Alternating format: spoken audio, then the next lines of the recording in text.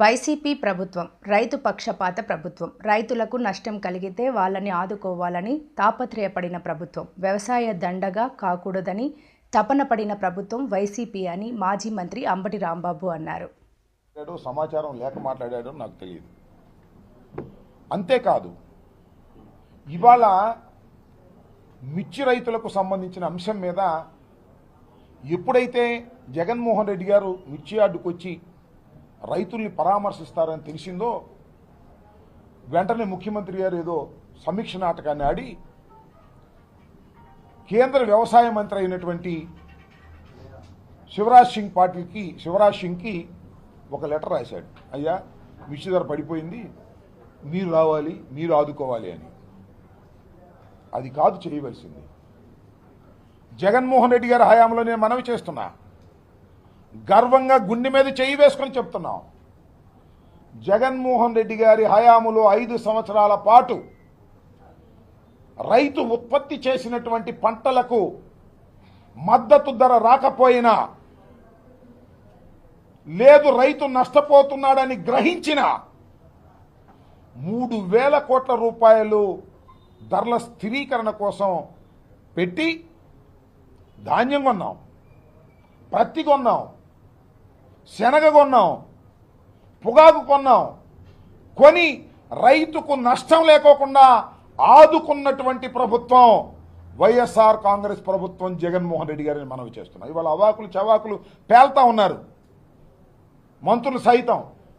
ఏం చేశారండి మీరు ఇన్నాళ్ళ నుంచి? మిర్చి రైతుల దగాబడిపోతుంటే తాళొచ్చి నారు రేటు పెరిగి, కూలీ రేటు పెరిగి, మందుల రేట్లు పెరిగి, ఎరువుల రేట్లు పెరిగి మిర్చి డౌన్ అయిపోతే ఇవాళ మాట్లాడుతున్న మాటలేంటి మీరు? ఇవాళ ఇదంతా కూడా ఎవరి మీదో నెట్టేసి కేంద్ర మంత్రికి, వ్యవసాయ శాఖ మంత్రికి లెటర్ రాసేసి తుడిసేసుకుందాం అనుకుంటే కుదురుతుందా అని అడుగుతా ఉన్నా. ఆదుకోవాల్సిన బాధ్యత ముఖ్యమంత్రికి లేదా? నేను గర్వంగా చెప్తున్నా, వైఎస్ఆర్ కాంగ్రెస్ పార్టీ ప్రభుత్వం రైతు పక్షపాత ప్రభుత్వం. ప్రభుత్వానికి నష్టం జరిగినా రైతుని ఆదుకోవాలని తాపత్రయపడినటువంటి ప్రభుత్వం. మీరు ఎప్పుడు కొనలేదని వాళ్ళ ఆయన వ్యవసాయ శాఖ మంత్రి గారు అంటున్నాడు. 64,000 కోట్లు వెచ్చించి ధాన్యాన్ని కొన్నటువంటి సందర్భం రికార్డ్స్ ఉంటాయి, చూసుకోమంటున్నా. మీ అధికారులు పిలిచి మాట్లాడుకోండి. పూర్వం చేసిన అధికారులు వ్యవసాయ శాఖలో జగన్మోహన్ రెడ్డి గారి టైంలో ఎంత చక్కగా వ్యవసాయం అంటే దండగ లేకోకుండా ఉండాలని తాపత్రయపడినటువంటి ముఖ్యమంత్రి జగన్మోహన్ రెడ్డి గారు. ఇవాళ ఏంటండి, మీరు 9 మాసాలైంది వచ్చి, మీరు రాగానే అన్ని రేట్లు పడిపోయినాయి. ఇదేం కర్మ నాకు అర్థం కాల. చంద్రబాబు నాయుడు గారు వచ్చారు, ప్రమాణ స్వీకారం చేశాడు, దేనికైనా ధర ఉందండి? పత్తికి లేదు, శనక్కు లేదు, కందికి లేదు, ధాన్యానికి లేదు, మిర్చికి లేదు. ధాన్యం అయితే ఎంత దౌర్భాగ్యం అంటే 1,200కి 1,300కి అమ్ముకున్నారు, కల్లాల్లో అమ్ముకున్నారు. పైన వర్షం పడతా ఉంది, మిల్లర్లు దోచేసుకున్నారు. అలా కాదు, మేము మద్దతు ధర కొంటామని ఎప్పుడన్నా అన్నారండి మీ జీవితంలో? రైతు నట్టేట మునిగిపోతుంటే ఆనందంగా కళ్ళు ఆర్పుకోకుండా అబద్ధాలు చెప్పేటటువంటి కార్యక్రమం చేశారు తప్ప ఎప్పుడు రైతును ఆదుకోలేదు. మీ ఇవాళ జగన్మోహన్ రెడ్డి గారు, మాజీ ముఖ్యమంత్రి గారు ఇవాళ వచ్చి వారిని కలుసుకొని మీ మీద ఒత్తిడి తీసుకొచ్చేందుకు ఇవాళ నిజంగా చాలామంది రియాక్ట్ అయ్యారులే. జగన్మోహన్ రెడ్డి గారు ఎప్పుడైతే మిర్చి యార్డుకు వచ్చి వెళ్ళాడో వ్యవసాయ మంత్రి దగ్గర నుంచి చాలామంది ఇవాళ రియాక్ట్ అయిపోయారు. ఆపుతా ఇట్టా అని. మంచిదే, రియాక్ట్ అవ్వండి, మీ బండారం ఎందుకు బయటపడిపోవాలి. రియాక్ట్ అయ్యారు, అసలు రాకోకుండా చేయాలనే ప్రయత్నం చేశారు. ఎంత దుర్మార్గం అనేది నాకు అర్థం కాలేదు. ఒక మాజీ ముఖ్యమంత్రి తాడేపల్లిలో ఉంటూ దగ్గరలో ఉన్నటువంటి మిర్చి యార్డుకి వెళ్ళి రైతులను పరామర్శించాలి అనుకోవటం తప్ప? ఇది ప్రజాస్వామ్యం విరుద్ధమైందా? దానికి ఏమన్నారు? ఎలక్షన్ కోడ్, ఎమ్మెల్సీ ఎలక్షన్లు ఉన్నాయి అని చెప్తున్నారు. నేను వాట్సాప్లో పెట్టారు, అంతే తప్ప ఎవరు మాట్లాడలా.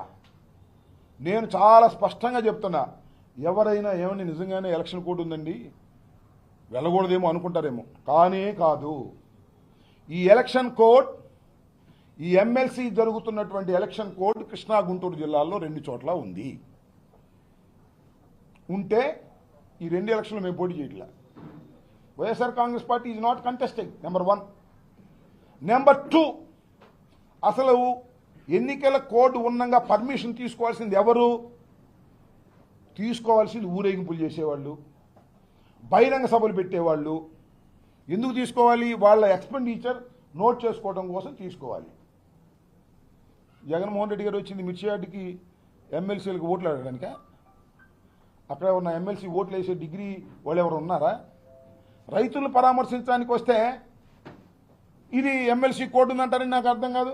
పోనీ కోర్టు ఉందని నోటీస్ ఇచ్చారా? పోనీ రిటర్న్గా అది ఎవరు? ఊరికే గాల్లో చెబుతుంటారు.